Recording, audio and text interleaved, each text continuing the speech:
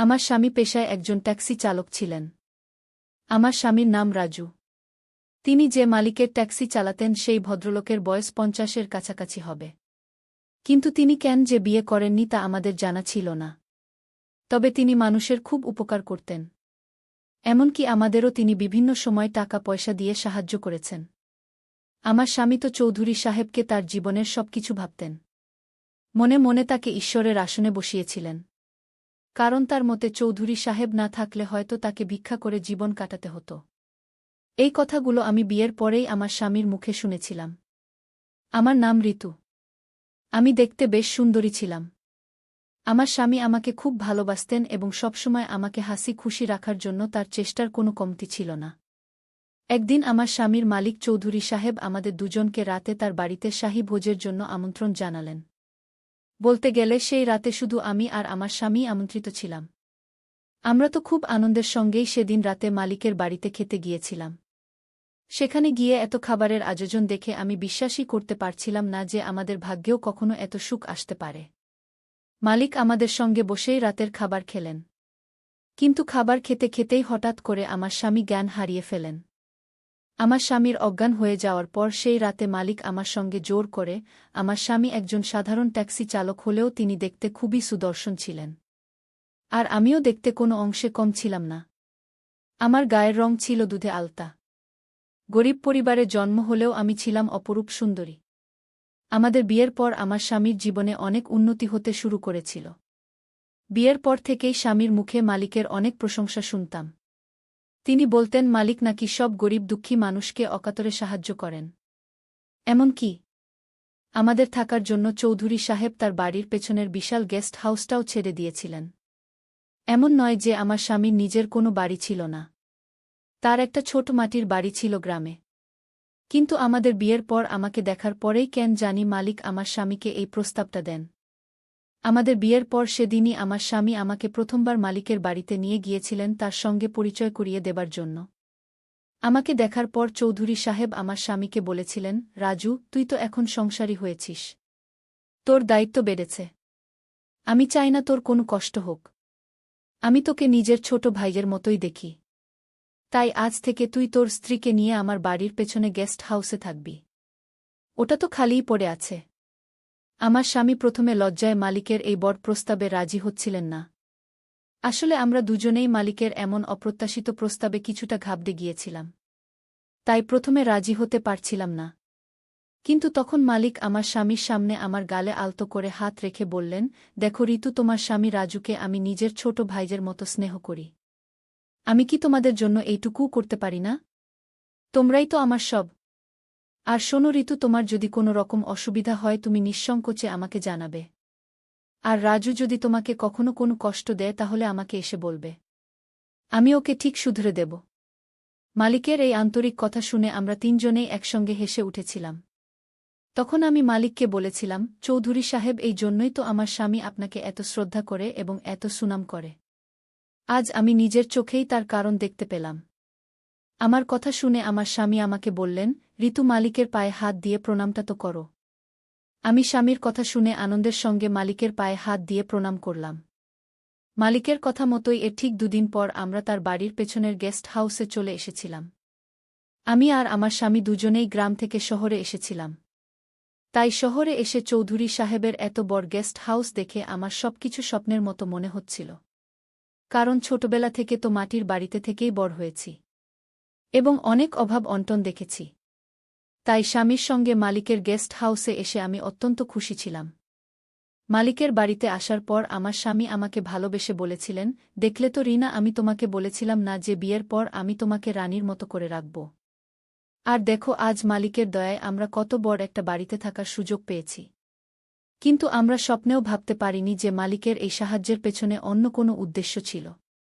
তার ভেতরের খারাপ উদ্দেশ্যটা আমরা প্রথমে বুঝতে পারিনি। আমরা দুজন তো মালিককে একজন দয়ালু এবং মহৎ মানুষ মনে করতাম। কিন্তু তিনি যে আড়ালে অনেক নোংরা কাজ করতেন সেটা আমি অনেক পরে জানতে পেরেছিলাম। সেদিন আমরা দুজনে মিলে ভালোমন্দ রান্না করে একসঙ্গে খেলাম এবং খুব আনন্দ করলাম। এমনকি রাতে নিজে মালিক আমাদের সঙ্গে দেখা করতে এসেছিলেন। তিনি আমার মাথায় হাত বুলিয়ে জিজ্ঞেস করলেন, আমাদের আর কিছুর প্রয়োজন আছে কি না? তখন আমি মালিককে বললাম, মালিক, আমাদের আর কিছুই লাগবে না। আমরা প্রয়োজনের থেকেও অনেক বেশি পেয়েছি। আপনার এই দয়া আমরা কোনোদিন ভুলতে পারব না। তারপর রাতে যখন আমরা খাওয়া দাওয়া শেষ করে ওপরের ঘরে ঘুমাতে গেলাম তখন হঠাৎ রাত 2টো নাগাদ মালিকের মূল বাড়ি থেকে একটা মেয়ের চিৎকার শুনতে পেলাম। কিন্তু বুঝতে পারছিলাম না এত রাতে কোনো মেয়ে মালিকের ঘরের ভেতরে কেন কাঁদছে। কারণ মালিকের বাড়িতে তো কেবল কাজের লোকেরাই ছিল। এবং তার তো কোনো স্ত্রী ছিল না। তাহলে এত রাতে মালিকের ঘর থেকে কোনো মেয়ের কান্নার আওয়াজ কেন আসবে? মেয়েটির কান্নার আওয়াজ শুনে আমি আমার স্বামীকে জাগিয়ে বললাম যে মালিকের ঘর থেকে একটা মেয়ের কান্নার আওয়াজ আসছে। আমার স্বামী তখন বললেন, তোমাকে ওসব নিয়ে ভাবতে হবে না। তুমি চুপচাপ ঘুমিয়ে পড়ো। আর তাছাড়া আমি তো কোনো মেয়ের কান্নার আওয়াজ শুনতে পাচ্ছি না। স্বামীর কথা শুনে আমি তার মুখের দিকে অবাক হয়ে তাকিয়ে বললাম, তুমি কি আমার সঙ্গে ঠাট্টা করছো নাকি মিথ্যে বলছ? কারণ ওই মেয়েটির কান্নার আওয়াজ আমি স্পষ্ট শুনতে পাচ্ছি।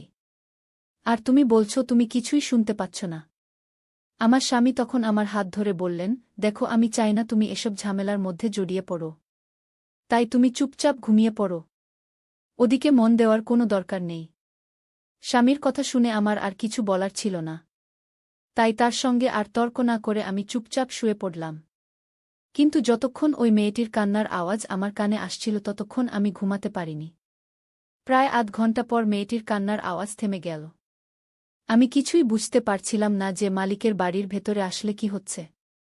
সেদিন সারারাত এই কথাগুলো ভাবতে ভাবতেই কেটে গেল। আমি এক মুহূর্তের জন্যও ঘুমাতে পারিনি। এইভাবে প্রত্যেক রাতেই আমি মেয়েদের কান্নার আওয়াজ শুনতে পেতাম। আর আমার স্বামীকে যখনই এ বিষয়ে কিছু বলতাম সে আমার কথার কোনো গুরুত্ব না দিয়ে ঘুমিয়ে পড়ত। এইভাবে কিছুদিন চলার পর সেদিন রাতেও যখন আমি মালিকের ঘর থেকে একটি মেয়ের কান্নার আওয়াজ শুনতে পেলাম, তখন আমি আর থাকতে না পেরে বিছানা থেকে উঠে নিজের ঘর থেকে বের হতে যাচ্ছিলাম। ঠিক তখনই আমার স্বামী তারা বিছানা থেকে উঠে আমার হাত ধরে আটকালো আর বলল, এত রাতে তুমি কোথায় যাচ্ছ? আমি তখন স্বামীর উপর রেগে গিয়ে বললাম, আজ আমি মালিকের ঘরের ভেতরে গিয়ে দেখে আসব যে কে কাঁদছে এবং কেন কাঁদছে, কারণ আমি প্রত্যেক রাতে মেয়েদের কান্নার আওয়াজ শুনি আর সেই কান্নার শব্দে আমার সারারাত ঘুম আসে না। আমার স্বামী তখন আমার হাত ধুলে বলল, রিনা, আমি তোমাকে কতবার বলেছি এসব ব্যাপারে বা এসব ঝামেলার মধ্যে পড়তে যেও না। আমি তখন স্বামীকে জিজ্ঞেস করলাম, তার মানে তুমি সবকিছুই জানো? তুমি জানো যে প্রত্যেক রাতে মালিকের ঘর থেকে মেয়েদের কান্নার আওয়াজ আসে এবং কেন আসে? আমার স্বামী তখন বলল, মালিকের ঘর থেকে মেয়েদের কান্নার আওয়াজ কেন আসে তা আমি বলতে পারব না, কিন্তু আমি অনেক আগেই পাড়ার কিছু মেয়েকে মালিকের ঘরের ভেতরে যেতে দেখেছি। আমি জানি না তারা মাঝরাতে মালিকের ঘরের ভেতরে কেন যায়। এই ব্যাপারে আমি কোনোদিন মালিককে কিছু জিজ্ঞেসও করিনি, কারণ আমার সাহস হয়নি আর আমি এসব ঝামেলার মধ্যে থাকতেও চাই না। মালিক রোজই আমাদের সঙ্গে দেখা করতে আসতেন। এইভাবে প্রায় 7 দিন কেটে যাবার পর সেদিন দুপুরে যখন মালিক আমার সঙ্গে দেখা করতে এসেছিলেন তখন আমি আর থাকতে না পেরে তাকে জিজ্ঞেসই করেই ফেললাম, মালিক, আমি কিন্তু প্রত্যেক রাতে আপনার ঘরের ভেতর থেকে মেয়েদের কান্নার আওয়াজ শুনতে পাই। মালিক তখন আমার দিকে তাকিয়ে একটা রহস্যময় হাসি হেসে আমার কাছে এগিয়ে এসে আমার মাথায় হাত বুলিয়ে বললেন, এইটা তোমার মনের ভুল রিনা, আমার ঘর থেকে কেন কোনো মেয়ের কান্নার আওয়াজ আসবে? এই কথা বলে মালিক আর বিশেষ কিছু না বলে আমার ঘর থেকে বেরিয়ে চলে গেলেন। কিন্তু সেদিন আমি মনে মনে ঠিক করেই নিয়েছিলাম যে অনেক হয়েছে। এবার আমি নিজের চোখে দেখব যে প্রত্যেক রাতে মাঝরাতে মালিকের ঘর থেকে মেয়েদের কান্নার আওয়াজ কেন আসে। তাই সেদিন সবার চোখের আড়ালে লুকিয়ে মালিকের ঘরের ভেতরে ঢুকে পড়লাম এবং খাটের তলায় লুকিয়ে রইলাম। তারপর মাঝরাতে আমি নিজের চোখে যা দেখলাম তাতে আমার পায়ের তলার মাটিটাই যেন সরে গেল। আসলে মাঝরাতে একজন লোক তার স্ত্রীকে মালিকের ঘরের ভেতরে রেখে গেল।